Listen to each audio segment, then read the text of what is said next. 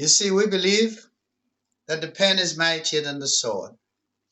We believe in the power of the pen, the power of our media, and the message that we are able to push out and to shape the conversation and to impact the individuals that we seek to impact.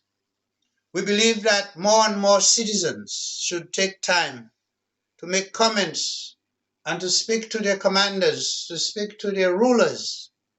You see, we speak to Trump, we tweet him, we send him messages on Facebook, we make videos for him the same way we make videos for you, to advance our cause, our ideology, and our hope that in our lifetime and in our children's lifetime, the sons and the daughters of Ham will have cohesiveness, will be organized, will have their own nation, will have their own forces to defend them, their ships, their missiles, their armies, that there'll be one nation from South America where the British colonized and introduced. You see, we also have a big racist issue down there. We got one in Trinidad, we have one in Guyana, and on all the islands we have racist issues anyway. Okay? So you all don't fool us, and you cannot fool us. But as we say, wherever we are and whatever time it is, we are armed. We are always armed, always ready to go, anywhere in the world. Okay? So we adopt as part of our slogan and as part of our, you know how you have your flag or you have your symbol, you know, some people got the hammer and the cycle.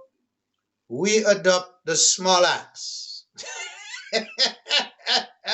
So we compare ourselves to the small axe, right?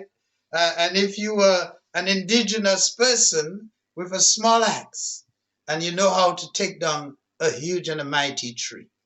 My fellow citizens, my dear friends, and to my dear leader, and to all the members of the party, and to the citizens of Dominica, and to those of you who are on the jury of the trial of Anthony Commodore, and to the judge, I forgot his name, but you tell the judge what I said. He'll hear what I said because he'll see me. He's going to see me. Okay, I want you all to convict that man, and I want that man to be executed, and Anthony Commodore must lose that case. He has to lose that case, and if he wins, it's going to be a disgrace for you and for the society, and there will be no deterrence. No deterrence. Okay? And this nonsense, this abuse of women, this abuse of family members, this abuse of children, it has to stop. It has to stop, and they have to put an end to it. Okay? So if you do the right thing, there will be deterrence, and we can call it a day. And we can have peace and prosperity and equity. But this society not good. This society has totally disintegrated. It lacks any kind of discipline. Okay, people just do whatever the hell they want. And that's not the way you build a productive society. You can't see the things that go on in Dominica.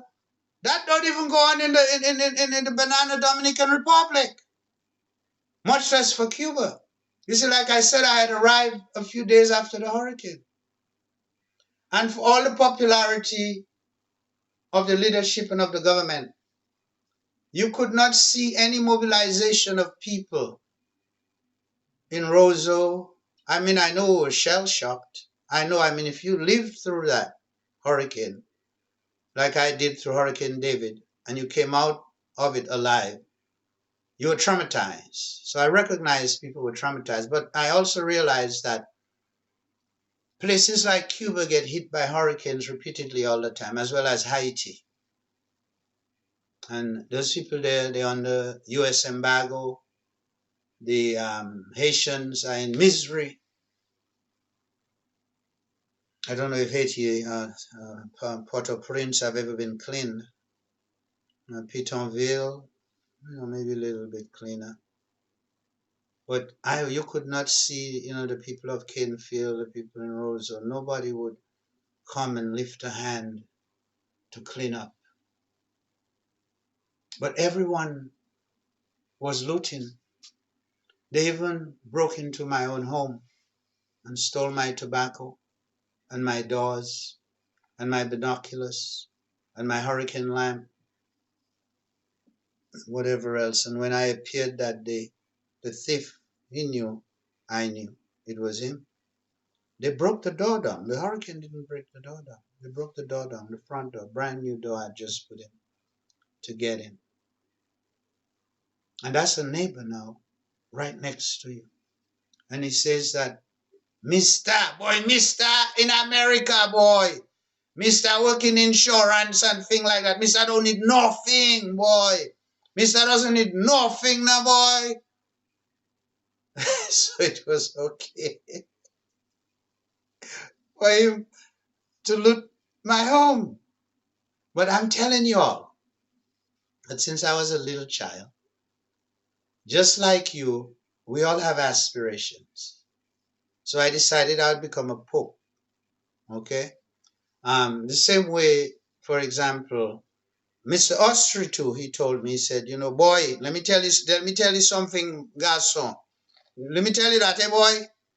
Boy, scare it, boy. Mister, let me tell you, Mister, don't just have 1 degree, you know. Mister, have 3 degree. So when you address Mister, you have to say Doctor Roosevelt Skerrit, you know. So here I am saying, Doctor, the Right Honorable Doctor Roosevelt Skerrit. I telling you, boy, tourism is not good. It will never work. It's not going to lift up enough people. The population is too small. It's not enough for a big market. The gene pool is weak because the people been intercoursing the same group of people over and over again. We need fresh genes to come into that society and to create a new breed of people who are assertive, who are innovative, and who have drive. And that's what the people from Haiti bring.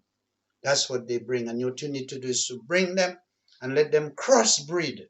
They have to crossbreed with the Dominican women so that we can have a new gene pool to work with.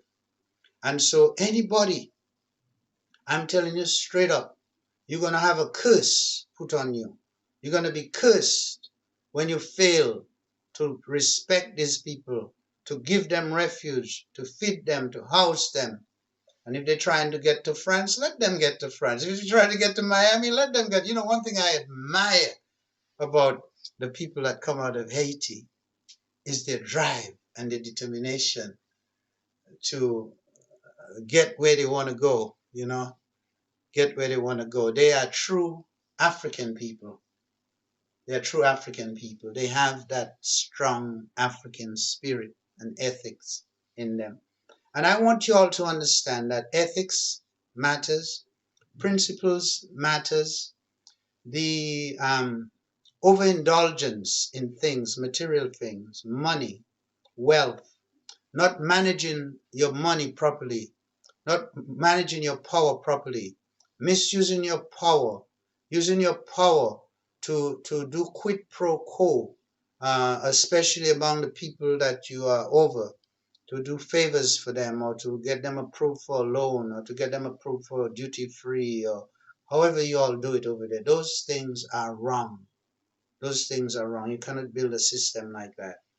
And so that's where we shed ways. That's where we part ways. Okay. And I think some of that is somewhat genetically, and not just in the Caribbean, but because the Caribbean is so small and the societies are so small, you feel it a lot stronger. But it's also endemic here in the United States of America among the Negro leadership and the clergy and those other kind of people. And that's why we came on the scene with voodoo. That's why we came on the scene with the voodoo movement. That's why we came on the scene with the army of Macandal, and to teach people what it is to have principles in life, what it is to be a moral person, what it means to be an upright person. And that's why we say to the jury, you must return a guilty verdict, and that man must be sentenced to die by hanging.